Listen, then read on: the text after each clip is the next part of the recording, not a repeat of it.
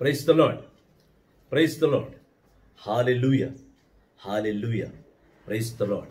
Praise the Lord. Good evening, everybody. Welcome to the voice of Christ. క్రీస్తుని స్వరానికి ఆయన అపారమైన కృప ఆయన సన్నిధిలోకి మీరందరూ ఆహ్వానితులే. దైవ జనమా, క్రీస్తుని సంగమా, యేసుని అపారమైన విశ్వాసముతో ఆయన విశ్వాసంలో ఎదుగుతున్న విశ్వాసులారా, దైవ వాక్ ఎంతో ప్రాముఖ్యతంగా ఈరోజు మిమ్మల్ని నన్ను నడిపిస్తుంది. దైవ వాక్కు లేనిదే మన జీవితము లేదు. అందులో ప్రధానముగా పాత నిబంధన లేనిదే నూతన నిబంధన లేదు. చాలామంది విశ్వాసులు నూతన నిబంధన చదివితే చాలు అనే ఒక నిర్లక్షణ ధోరణితో, నిర్లక్షణ వైఖరితో పాత నిబంధనను పక్కన పెట్టేసి నూతన నిబంధన చదవడం మొదలు పెడతారు. దైవజనమా, ఆదియందు వాక్కుండును, ఆ వాక్కే దేవుడై ఉండును అని యోహాను సువార్త 1వ అధ్యాయం 1వ వచనంలో ఎంతగా మనం చదువుతున్నామో, ఆదిలో వాక్ ఉండిందని చెప్పడానికైనా ఆది కాండము 1వ అధ్యాయం 1వ వచనం నుంచి మనం బైబిల్ చదవడం ప్రారంభించాలి. నూతన నిబంధన చదువుకుంటే మనకు సరిపోదు. నూతన నిబంధన జీవితం అయితే పాత నిబంధనము ఆ జీవితానికి ప్రాణము. If New Testament is a life, then the Old Testament is the breath, the soul of life. So most of our believers, most of our people don't want to read 40 books. The entire Old Testament don't want to read. They want to know Jesus and they start New Testament. Of course, we want to know Jesus. But Jesus himself says, if you want to know me, you have to know my Father. According to John's Gospel, chapter 17, verses 3, 4 and 5. If you don't know my Father, then you don't know me also. నా దేవుడు, నా తండ్రిని యెహోవా గురించి నీకు తెలియకపోతే నన్ను తెలుసుకోవడం లాభం లేదు. అందుకే ఈరోజు వాక్కులో మనకు వెళ్ళకముందు ప్రార్థించుకొని ప్రభుని సన్నిధిలో మనం ఆయన వాక్కులో మనం పాడుకుందాం. సర్వశక్తి గల పితైన సర్వేశ్వర, కృపకు ఊటైన దేవ, నా ఆత్మీయ తండ్రి, నన్ను పరిపాలిస్తున్న పరిపాలకుడా, నాకు జీవం ఇచ్చిన జీవగల తండ్రి, అబ్రాము, ఈసాకు, యాకోబుకు, యావత్ పాత నిబంధనలో ఉన్న మోషే ధర్మశాస్త్రానికి దేవుడిగా నిలబడ్డ దేవా, నా కొరకై నా కొరకై దేవుడిగా నిలబడ్డ దేవా, నీకు స్తోత్రం నాయనా. తండ్రి, నీ అమూల్యమైన ప్రేమ, నీ కృప, నీ కరుణతో మంచి చెడు, పేద గొప్ప అనే గొప్ప ఆలోచనలను మేము తెలుసుకునే కృపను దాయిచ్చాం ప్రభా. ప్రతి అంశము వెనుక ఒక మహారహస్యం ఉంది. ఆ మహారహస్యం వెనుక సత్యం ఏందో అసత్యం ఏందో తెలుసుకునే మహాభాగ్యం నాకు ఇవ్వండి తండ్రి. అయ్యా, వాక్కును విన్న ప్రతి బిడ్డ, వాక్కును నెమరవేసుకున్న ప్రతి బిడ్డను నీవు నీ ఆత్మతో బలపరిచి, దృఢపరిచి, సంకల్పముగా వాళ్ళని నడిపించమని, వాళ్ళ హృదయంలో నీ వాక్కు నాటబడి వాళ్ళ జీవిత కాలం అంతా నీ వాక్కు కొరకై నిలబడి కృపను దయచేయమని మా నాథుడైన యేసుని అతి పరిశుద్ధ బలమైన కృపగల మహిమగల నామంలో ప్రార్థిస్తున్నాము తండ్రి. ఆమేన్, ఆమేన్, ఆమేన్. Praise the Lord, praise the Lord, praise the Lord. హల్లెలూయా, హల్లెలూయా, హల్లెలూయా. Praise the Lord. లూకా సువార్త 16వ అధ్యాయము 19వ వచనం నుండి మనము 31వ వచనం వరకు ధ్యానిస్తాం. దాని తర్వాత ప్రభుని సత్యం ఏందో ఆ వాక్కు ద్వారా మనం తెలుసుకోవడానికి పూర్తి ప్రయత్నం చేస్తాం. లూకా సువార్త 16వ అధ్యాయము 19 నుండి 31వ వచనం వరకు. Reading from the gospel of Luke chapter 16 verses 19 to 31 onwards. There was once a rich man who dressed in the most expensive clothes and lived in a great luxury every day. There was also a poor man named Lazarus, covered with sores, who used to be brought to the rich man's door, hoping to eat the bits of food that fell from the rich man's table. Even the dogs would come and lick his sores. The poor man died and was carried by the angels to sit beside Abraham at the feast in heaven. The rich man died and was buried, and in Hades, where he was in a great pain, he looked up and saw Abraham far away with Lazarus at his side. So he called out, Father Abraham, take pity on me and send Lazarus to dip his finger in some water and cool my tongue, because I am in great pain in this fire. But Abraham said, remember, my son, that is in your full time you were given all the good things, while Lazarus got all the bad things, but now is enjoying himself here. While you are in pain, beside all that, there is a deep pit laying between us, so that those who want to cross over from here to you cannot do so, nor can anyone cross over to us from where you are. The rich man said, then I beg you, Father Abraham, send Lazarus to my father's house, where I have 5 brothers. Let him go and warn them, so that at least they will not come to this place of pain. Abraham said, your brothers have Moses and the prophets to warn them. Your brothers should listen to what they say. The rich man answered, that is not enough, Father Abraham, but if someone were to rise from death and go to them, they will turn from their sins. But Abraham said, if they will not listen to Moses and the prophets, then they will not convinced, even if someone were to rise from death. This is the voice of the Christ. All glory to your God. ఇది క్రీస్తుని వాక్కు. సర్వేశ్వర, నీకు వినలేని స్తోత్రములు, స్తుతులు, ఘనతలు, మహిమలు, ఆరాధనలు నీ పరిశుద్ధ పాదాలకు చెల్లింపబడునుగాక. దైవ జనమా, యేసుక్రీస్తే పలుకుతున్న మాటలు ఇవి. లూకాసు వార్త 16వ అధ్యాయం 14వ వచనం నుంచి మనం చదివినా మనకు పూర్తిగా అర్థమవుతుంది. చదువుతాను మీ గురించి. ఇక్కడ ఒక గొప్ప ధనవంతుడు, ఎంతటి ధనవంతుడు అంటే ఎప్పుడు పట్టు వస్త్రాలతో, నగనట్లతో, కిరీటముతో పెద్ద ధనవంతుడు తన జీవితాన్ని అనుభవిస్తున్నాడు. అదే ధనవంతుడి ఇంటి దగ్గర, తన ఇంటి ద్వారము దగ్గర, డోర్ దగ్గర ఒక నిరుపేద వ్యక్తి అయిన లాజరస్ ఉన్నాడు. అతను అనారోగ్యుడు. తన ఒళ్ళంతా పుండ్లు వచ్చేసి ఆ పుళ్ళతో సావాసం చేస్తున్న ఒక పేద వ్యక్తి లాజరస్. అతను ఆ ఇంటి దగ్గర ఎందుకు కూర్చుంటాడంటే, ఎప్పుడైతే ఆ ధనవంతుడు భోజనం చేస్తాడో, భోజనం చేస్తున్నప్పుడు 2-3 ముద్దలో 2-3 అన్నపు గింజలు కింద పడిపోతే అవి ఏరుకుని తిందామని ఎప్పుడు ఆ పేద లాజరస్ ఆ ధనవంతుడి ఇంటి దగ్గరనే కూర్చునేవాడు. ఆ ధనవంతుడి ఇంటి దగ్గర లాజరసే కాక, ఒక పేదవాడు లాజరసే కాక ఒక కుక్క కూడా కూర్చొని ఉండేది. ఆ కుక్క ఆ లాజరస్ శరీరం మీద ఉన్న పుండ్ల మీద వస్తున్న ఆ సీమును నాకేది. ఇందులో చాలా దీనమైన పరిస్థితి, సత్యమైన లోతైన మర్మం ఏంటంటే, ఒక ధనవంతుడైన ఒక వ్యక్తి, ఒక నిరుపేద వ్యక్తి లాజరస్, అనారోగ్యమైన వ్యక్తి, మరియు ఆకలిగా ఉన్న ఒక కుక్క. ఎప్పుడు ఈ ధనవంతుడు భోజనం చేస్తాడో, ఎప్పుడు ధనవంతుడు భోజనం చేస్తున్నప్పుడు ఎప్పుడు తను ఒక ముద్ద పాడేస్తాడో, అది తిని బతకాలి, అది తింటేనే నాకు ఎక్కడో కొంచెం ఆరోగ్యంగా ఉంటుంది, నేను కుదుట పడతాను ఒక నమ్మకమైన వ్యక్తి లాజరస్. ఈ లాజరస్ దేహము నుండి తన ఒంటి నుంచి కారుతున్న సీము రత్తును నాకుతూ దాంతో కడుపు నింపుకోవాల్సి ఉన్న ఒక కుక్క. దైవజనులారా, ముగ్గురులో ప్రధానమైన విషయం ఏంటంటే ఆకలి, భోజనం. ధనవంతుడు తన కడుపు నింపుకోవడానికి తను ఉన్న సొత్తును, తను కష్టపడి తను సంపాదించుకున్న సొత్తును తను భుజం చేస్తూ పేదవాడికి పెట్టకపోవడం ఆ ధనవంతుడికి లేని ఆలోచన.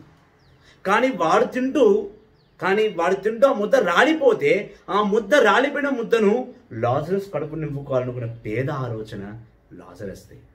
అది తింటే కానీ ఒంట్లో రక్తము సీము బయటికి రాదనుకున్న ఇంకో పేద కుక్క వాడి దేహాన్ని నాకుతూ కూర్చుండిపోయింది అక్కడ. ఒకరోజు ఇలాగే గడుపుతూ లాజరస్ చనిపోయాడు. చనిపోయిన తర్వాత లాజరస్ని పరలోకం నుండి దేవదూతలు తీసుకువచ్చి పరలోకం దేవుల కిందికి వచ్చి లాజరస్ని అలాగే తీసుకువెళ్ళి తన ఆత్మను తీసుకువెళ్ళి మన విశ్వాస గల తండ్రి అనే అబ్రహాము ఒడిలో కూర్చోబెట్టాడు. కొన్ని రోజుల తర్వాత ఈ ధనవంతుడు కూడా చనిపోయాడు. చనిపోయిన తర్వాత పరలోకానికి వెళ్ళిన తర్వాత పాపపుణ్యాలని జడ్జిమెంట్ ద్వారా పాపపుణ్యాల ఆ తీర్పు దినమందు తనను నరకములో, పాతాళ లోకంలో కాకుండా నరక లోకంలో పడివేయబడింది. ఎప్పుడైతే పాతాళ లోకంలో పడిపోయాడో ధనవంతుడు, ఆ ధనవంతుడు అబ్రహామును చూసి అంటున్నాడు, తండ్రి, విశ్వాసగల ఓ తండ్రి అబ్రహామా, నీ ఒడిలో కూర్చున్నే ఆ లాజరస్ని ఒక్కసారి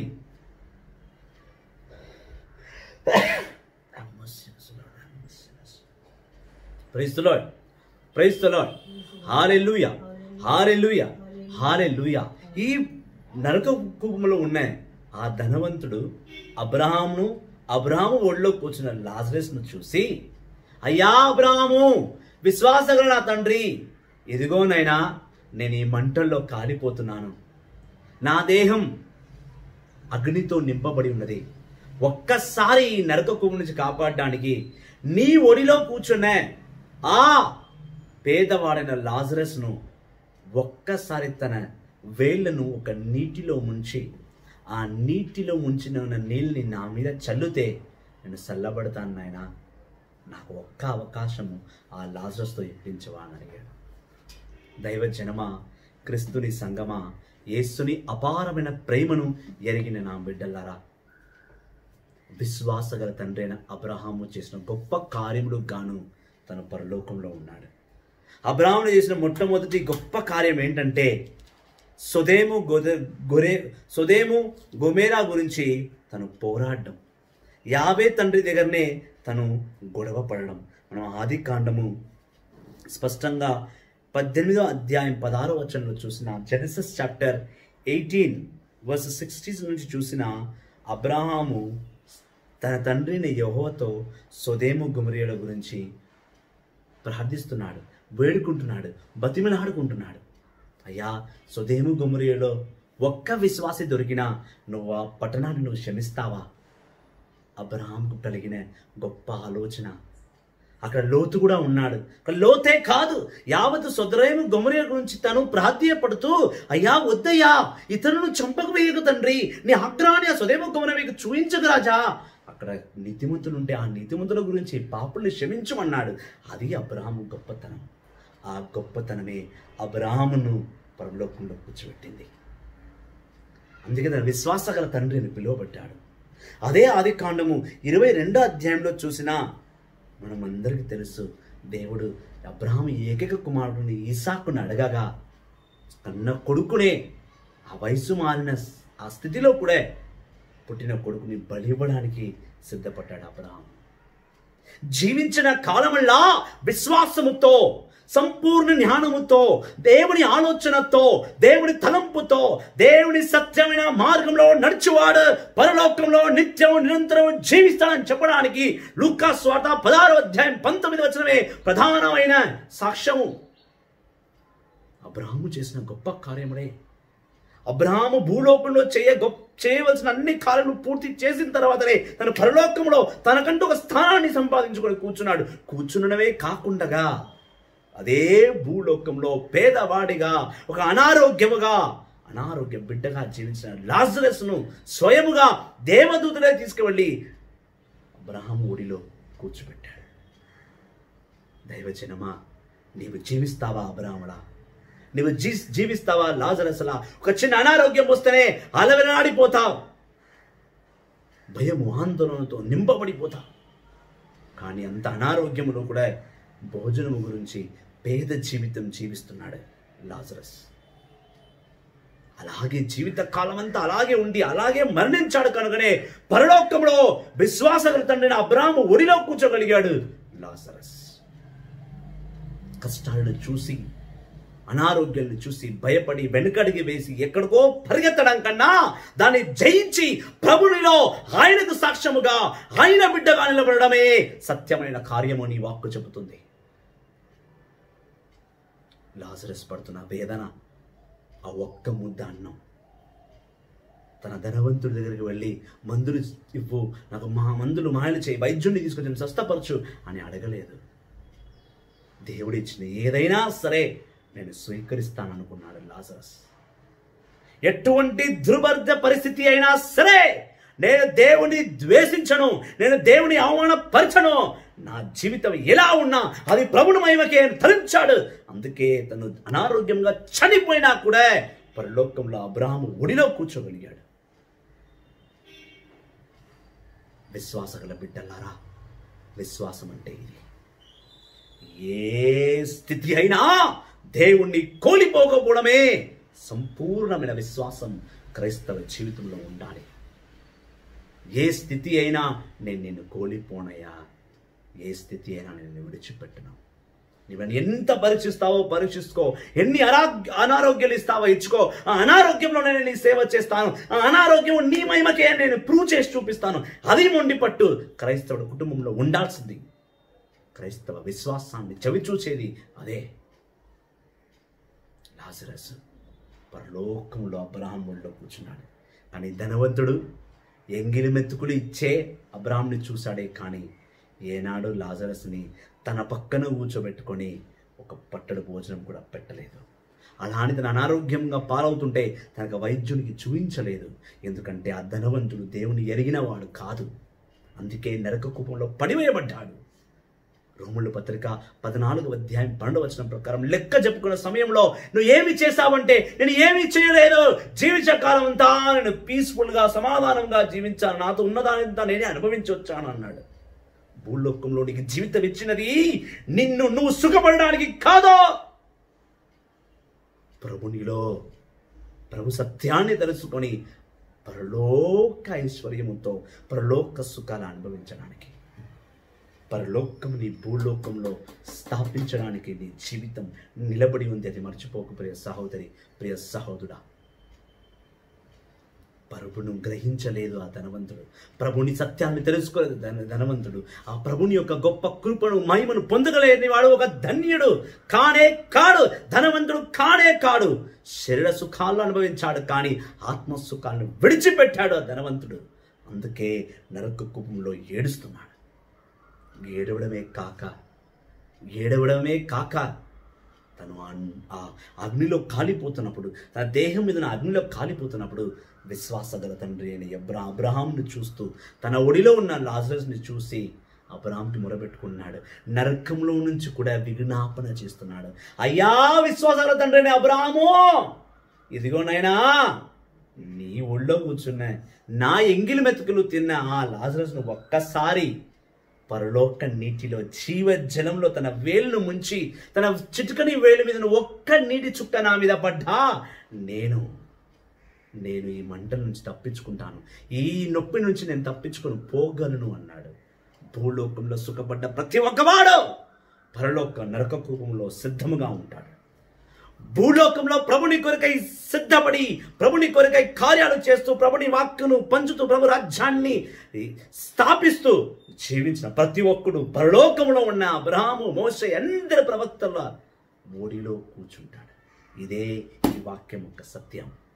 ఈ భూలోకంలో నువ్వు నశించడానికి వచ్చావు, నువ్వు నశిస్తూ ప్రభుని రాజ్యాన్ని నువ్వు స్థాపించడానికి వచ్చినావు. నీవు జీవ చెట్టువి, నీవు ఒక జీవ జలానివి, అది మర్చిపోకు.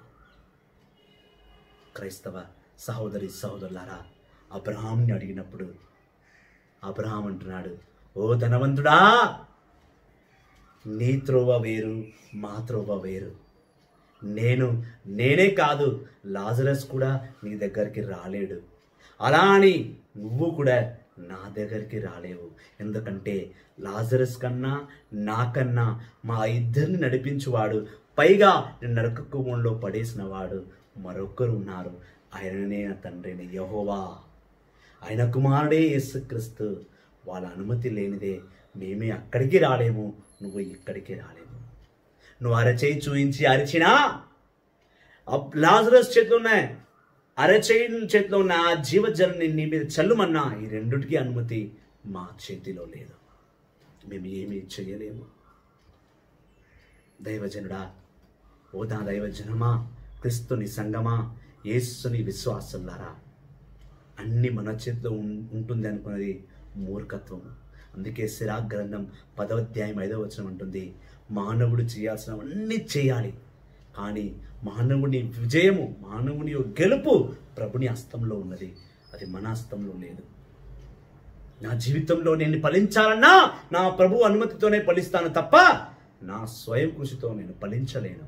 నా స్వయం కృషితో నేను ఫలించాలనుకున్నా నా స్వయం కృషిలో నిజాయితీ, ప్రేమ ప్రభు ఉండాలి, అప్పుడే నేను ఫలించగలను. అదైనా ప్రభునికి విజయవంతమే కదా, అది ప్రభు ఇచ్చిన విజయమే కదా. మన విజయం ఎలా అవుతుంది?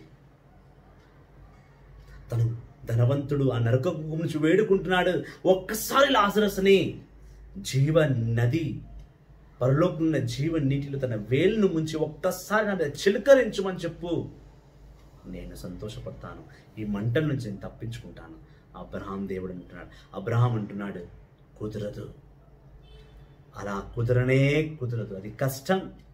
లాజరస్ ఏమి చేయలేడు, నేను ఏమి చేయలేను, నేను అక్కడికి రాలేనయ్యా. ఎందుకంటే నరకంలో రావడానికి కాదు, నేను భూలోకంలో నశించిపోయినది. నా ఈ స్థానంలో నేను ఉండాలి అంటే నేను భూలోకంలో పాపం చేసి ఉండాలి. నేను చేయలేదే. నా ప్రభుని ఉన్నతమైన నామాన్ని నేను ఆరాధించాను బెతేల్లో, ప్రభుని ఉన్నతమైన నామాన్ని ప్రకటించాను కానానులో, ప్రభుని ఉన్నతమైన నామాన్ని నేను ప్రతి ఒక్కరికి బోధించాను. కానా పల్లెలలో, ఆ కొండల్లో, లోయల్లో నా ప్రభు గురించి నేను పనిచేశాను. నేనెందుకు నరకంలోకి వస్తాను? ఓ నా ధనవంతుడా, లాజరస్ కూడా నీ కాళ్ళ కింద బిచ్చవాడిగా పడి ఉన్నాడు, నువ్వు పట్టించుకోలేదు. అందుకే ఈరోజు లాజరస్ నా ఒడిలో కూర్చొని ఉన్నాడు, తను కూడా రాలేడు. భూలోకంలో నువ్వు చేస్తున్న గొప్ప కార్యాలన్నీ కూడా పరలోకంలో లెక్కింపబడుతుంది. ప్రియ బిడ్డలారా, అది మర్చిపోవద్దు. అలా అన్న వెంటనే ఆ ధనవంతుడు అంటున్నాడు, సరేనయ్యా నేను పడుతున్నాను, పర్వాలేదు, నాకు 5 అన్నతమ్ముళ్ళు ఉన్నారు, కనీసం లాజర్ని వెళ్ళి ఆ అన్నతమ్ముల దగ్గరికి వెళ్ళి చెప్పమను, పాపం చేయకండి, వ్యర్థమైన జీవితం జీవించకండి. మళ్ళీ వాళ్ళు అలా పాపం చేస్తున్నారు కనుకనే మళ్ళీ నాతో పాటు వాళ్ళు కూడా ఈ అగ్నిలో బాధపడతారేమో, వాడు లాజరస్ని పంపించిన అన్నతమ్ములకు చెప్పమని చెప్పు. అబ్రహాం అంటున్నాడు, భయపడకు, లాజరస్ వెళ్ళలేడు, మరణించిన వాడు మళ్ళీ భూలోకానికి వెళ్ళలేడు. నా ఒడిలో కూర్చొని లాజరస్ని కిందికి పంపించే అర్హత నాకు లేదు, ఆ సోమత నాది కాదు. భయపడుగా. ఆ కింద 5 గురించి దేవుడి ప్రవక్తల్ని ఏర్పాటు చేశాడు. మోషే ధర్మశాస్త్రాన్ని పెట్టే ఉన్నాడు. మోషే ధర్మశాస్త్రం చదువుకొని వాళ్ళు మానుకుంటారులే, నువ్వు భయపడకని అబ్రాహాము ఆ నరకంలో ఉన్న ధనవంతుడితో చెప్తున్నాడు. ఇప్పుడు ధనవంతుడు చెప్తున్నాడు, అయ్యా నేనున్నప్పుడు కూడా ప్రవక్తలు ఉన్నారు, నేనున్నప్పుడు కూడా వాక్యాలు బోధించారు, నేనున్నప్పుడు కూడా మోషే ధర్మశాస్త్రం ఉంది, కానీ వినమయ్యా, మేము మానవుడు వినము, నా అన్న తమ్ముడు వినరు. కావునా నేను ప్రాధేయపడుతున్నా, వాళ్ళని మార్చమని చెప్పు, లాజర్ని వెళ్ళి వాళ్ళని హెచ్చరించమని చెప్పు. చెప్తే వాళ్ళు ఇప్పుడైనా మారుతారేమో. అప్పుడు ఖచ్చితంగా ఆయన అంటున్నాడు, అబ్రహాం అంటున్నాడు 29వ వచనం, Abraham said, your brothers have Moses and the prophets to warn them. Your brothers should listen to what they say. The rich man said, that is not enough, Father Abraham. If someone were to rise from death and go to them, and they will turn from their sins. But Abraham said, if they will not listen to Moses and the prophets, they will not be convinced if someone were to rise from death. వాళ్ళు బ్రతికి ఉన్న ప్రవక్తల మాట వినకపోతే, ఆ మోషే ధర్మశాస్త్రాన్ని వాళ్ళు పాటించకపోతే, ఇంకా చనిపోయి తిరిగి వెళ్ళి వాళ్ళకు బోధిస్తే, లాజరస్ చనిపోయి తిరిగి వెళ్ళి వాళ్ళకు బోధిస్తే లాజరస్ మాట వింటారా? వినరు. ఈ వచనం స్పష్టంగా ఏమంటుందంటే, నువ్వు భూలోకంలో ఉన్నప్పుడే వాక్యాన్ని వినాలి, భూలోకంలో ఉన్నప్పుడే మోషే ధర్మశాస్త్రాన్ని నువ్వు పాటించాలి.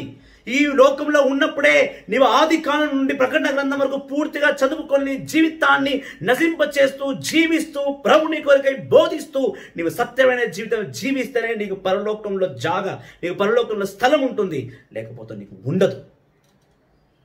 నువ్వు పరలోకంలో ఉండాలి అంటే ప్రభుని వాక్కు ప్రకారము, ప్రభుని వచనం ప్రకారము నీవు జీవించగలగాలి, ఆయన వాక్కును ప్రకటించగలగాలి. అప్పుడే పరలోకంలో నీకు ఉన్నతమైన స్థానం, లేకపోతే లేదు. అబ్రహాం పక్కన ఎన్నో చైర్స్ వేసి పెట్టాడు దేవుడు. ఎవరెవరు ఇక్కడ కార్యాలు చేస్తున్నారో అందరూ అబ్రహాం పక్కన స్థలంలో కూర్చుంటారు. ఆ ప్రవక్త విందులో వారు పాల్గొంటారు. దైవజనమా, ఇక్కడున్న బోధకులకు మీరు వినకపోతే, ఇక్కడున్న ధర్మశాస్త్రాన్ని మీరు చదవకపోతే, ఇక్కడున్న బైబిల్ని మీరు వినకపోతే, పాత నిబంధన వద్దు అని పక్కన పెట్టేసి నూతన నిబంధన చదువుకుంటే అటు పరలోకానికి కాకుండా నరకలోకానికి కాకుండా మధ్యలో వేలాడతారు. దైవజనమా, దేవుణ్ణి అర్థం చేసుకునే మనసు దేవునికి ముందే ఇచ్చున్నాడు, ఆయనను అర్థం చేసుకో.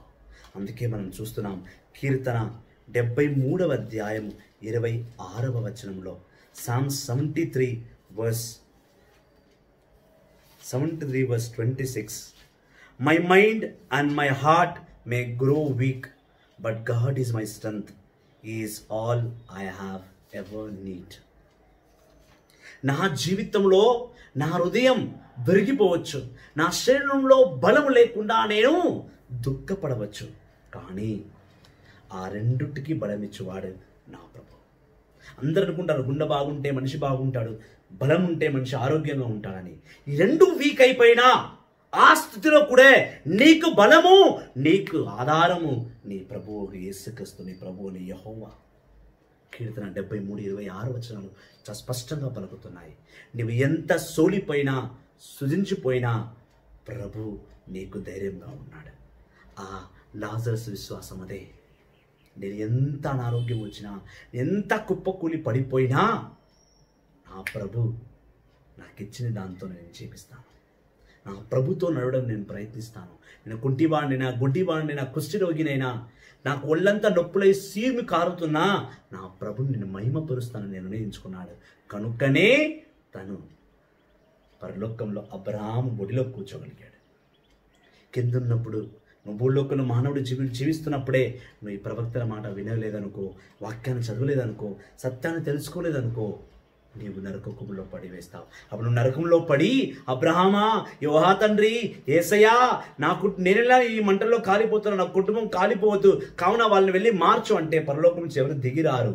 పరలోకం నుంచి దిగి వచ్చిన వారే ఈ ప్రవక్తలు. ఈ పాత నిబంధనలు ఉన్న ప్రతి ఒక్క ప్రవక్త పాత నిబంధనను విడిచిపెట్టి నూతన నిబంధనను పాటించాలనుకోవడం మూర్ఖత్వం, అవివేకము. That's a foolishness. కావున అది చేయకండి దైవజనులారా.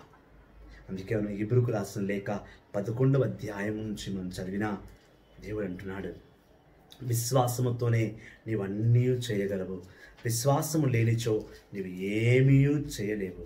హెబ్రీయులకు రాసిన లేఖ 11వ అధ్యాయము 3, 4, 5 వచనాలు చూసినా ఏబేలు రక్తము ప్రభు గురించి ఏడ్చినది. ఎందుకంటే ఏబేలు విశ్వాసం అంత గొప్పది. ఎనోకు ప్రభుతో పరలోకానికి తీసుకువెళ్ళబడ్డాడు. ఎందుకంటే ప్రభుని విశ్వాసము తనలో ఉండింది. తన ప్రభుని వెంబడించగలిగాడు, ప్రభుని చూడగలిగాడు. విశ్వాసం నోవాను నడిపించింది. విశ్వాసం నోవా ద్వారా నూతన జీవితాన్ని, నూతన ప్రపంచాన్ని ఇచ్చింది. అదే విశ్వాసంతో అబ్రహాం కూడా నడిచాడని హెబ్రీయులకు రాసిన లేఖ 11వ అధ్యాయం పలుకుతుంది. దైవజనమా, క్రీస్తుని సంగమా, లోకంలో ఉన్నప్పుడే నీవు ప్రభుని పాటించు. పరలోకంకు వెళ్ళిన తర్వాత నీవు ఏమి చేయలేవు, నరకంలో పడివేయడం తప్ప. అప్పుడు నువ్వు ఆ నరకంలో పడి ఏడ్చినా పరలోకంలో ఉన్న ఏ ప్రవక్త నిన్ను ఆదుకోలేడు, నిన్ను చూడలేడు, నిన్ను పట్టించుకోలేడు. కనీసం నువ్వు మంటల్లో కాలిపోతుంటే నీ మీద కాసంత నీళ్లు చల్లేంత స్వతంత్రం కూడా సేవకులు కొరకు ఉండదు. జీవించినా నా ప్రభు గురించే, మరణించినా నా ప్రభు గురించే. జీవిస్తాను వాక్కుతో, మరణిస్తాను వాక్కుతో. గలతీయులు 3:3, ఆత్మతో పుట్టిన నేను శరీరంతో ఎలా అంతరించబోతున్నాను? ఆత్మలో జీవిస్తున్న నన్ను శరీరంతోనే అంతరించకూడదు. నా ఆత్మను ప్రభుని సన్నిధికి నేను తీసుకువెళ్ళాలి.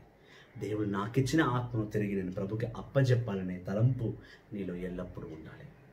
దైవజనమా, పరలోకంలో జీవజలం ఆ లాజరు ద్వారా చిలకరింపబడలేదు. నరకంలో అలాగే కాలివేయబడ్డాడు ఆ ధనవంతుడు. ఈ లోకంలో నువ్వు ఎంత గొప్పగా ఉంటే ఏమి లాభం, ఎంత ధనం ఉంటే ఏమి లాభం? నీవు పరలోకంలో పరలోక సావాసంతో భూలోక సేవ చేయాలి. చేయని నాడు నీవు వ్యర్థం. నరక కూపమే నీకు ఇల్లు, ఆ అగ్నియే నీకు ఆహారం. కావున దైవజనులారా, ధనవంతుడు పేదవాడు అనే భేద చూసే ముందు నేను ప్రభులో ధనవంతున్నా కాదా అని నువ్వు చూసుకో. నువ్వు పేదవాడిగా ఉన్న పరలోక ఐశ్వర్యం నీలో ఉన్నది దైవవాక్కు. నువ్వు ధనవంతుడివి, పేదవాడవు కాదు. దేవుని ఎరిగినవాడు, దేవుని పాటించువాడు, దేవుని నిబంధనను చూచువాడు, పాత నిబంధన నూతన నిబంధన కలిపి చదివిన వాడే పరలోకానికి వెళ్ళగలడు, పరలోక సత్యాన్ని తెలుసుకోగలడు, పరలోకంలో అబ్రహాముకు సరి సమానంగా కూర్చోగలడు. కావున దైవజనులారా, వాక్యాన్ని వినండి. దైవ సంఘస్థులారా, విశ్వాసులారా, క్రైస్తవులారా, కథోలికలారా, మారండి. ధనము కాదు, దేవుని వాక్కు ముఖ్యం. దేవుని వాక్యే, దేవుని సత్యమే నిన్ను పరలోకములో ప్రవక్తల పక్కన కూర్చోబెట్టేది. ఈ లోక ధనము, ఈ లోక ఆశలు, ఈ లోకంలో ఉన్న సావాసములు, ఈ లోకంలో ఉన్న ఐశ్వర్యములు కాదు. దేవుడే నువ్వు పరలోకంలో కూర్చోబెట్టగలడు. ఆయన వాక్యే నడిపించగలదు. కావున ఆయన వాక్కుకు లోబడి, నా వాక్కుని సత్యాన్ని తెలుసుకొని ప్రభులో జీవించండి. Praise the Lord. Thank you very much. God bless you all. వాక్యాన్ని షేర్ చేయండి, వాక్యాన్ని పంచండి, వాక్యాన్ని నిత్యము నిరంతరము ప్రజలకు అందించండి. God bless you all. Praise the lord.